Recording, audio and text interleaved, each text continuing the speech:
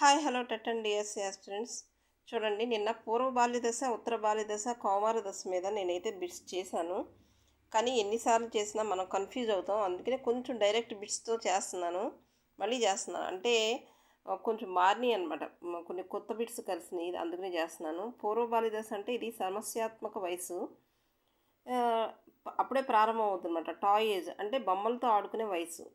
దీన్ని పూర్వ ముఠా దశ అంటారు. నిన్న పూర్వ ముఠా దశని ఉత్తర బాల్య దశ అని రాంగ్గా రాశాను, కొంచెం కరెక్ట్ చేసుకోండి. పూర్వ ముఠా దశ అంటే పూర్వ బాల్య దశ.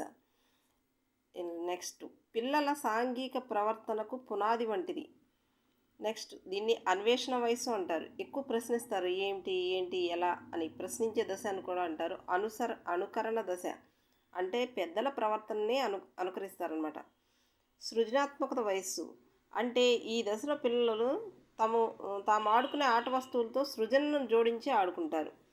నెక్స్ట్, విద్యావేత్తలు ఈ దశ గురించి ఏం చెప్పారంటే ఇది పూర్వ ప్రాథమిక పాఠశాల దశ అంటారు. అంగన్వాడీ, బాల్వాడి, ప్లే స్కూల్స్లో వేస్తారు కదండి, అది పూర్వ పాఠశాల వయసు అనమాట. అభ్యసనానికి సంసిద్ధమయ్యే దశగా గుర్తించారు. ఓకే, ఇదేమో పూర్వ బాల్య దశ గురించి. నెక్స్ట్, ఉత్తర బాల్య దశ గురించి ఏమి ఇస్తారంటే ఇది ఉత్తర బాల్య 1 నుంచి 7 సంవత్సరాల మధ్య, అంటే ఫస్ట్ క్లాస్లో ఉంటారు.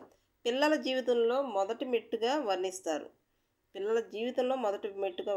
పిల్లలు తల్లిదండ్రులు చెప్పే మాట వినరు. సోమరి వయసు ఏ పని చెప్పినా నేను చేయమంటారు అనమాట.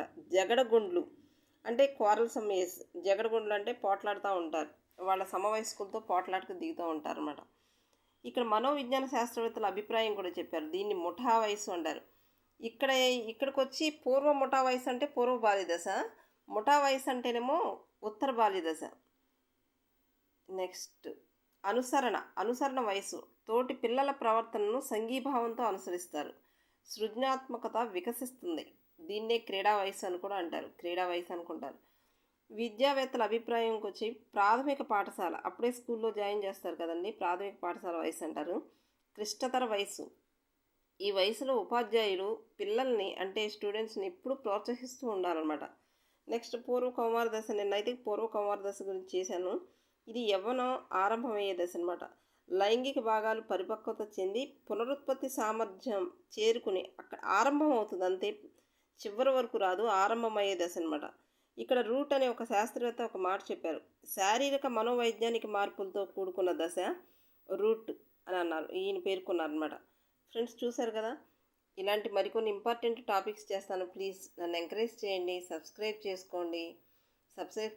చేసుకొని నచ్చితే లైక్ చేయండి, షేర్ చేయండి. ఇంకొంతమంది డిఎస్సి ఇప్పుడు టెట్కి ప్రిపేర్ అయ్యే అభ్యర్థులకి యూస్ఫుల్గా ఉంటుంది. ప్లీజ్ ఫ్రెండ్స్, నచ్చితే లైక్ చేయండి, షేర్ చేయండి అండ్ సబ్స్క్రైబ్ చేయండి. Thank you friends.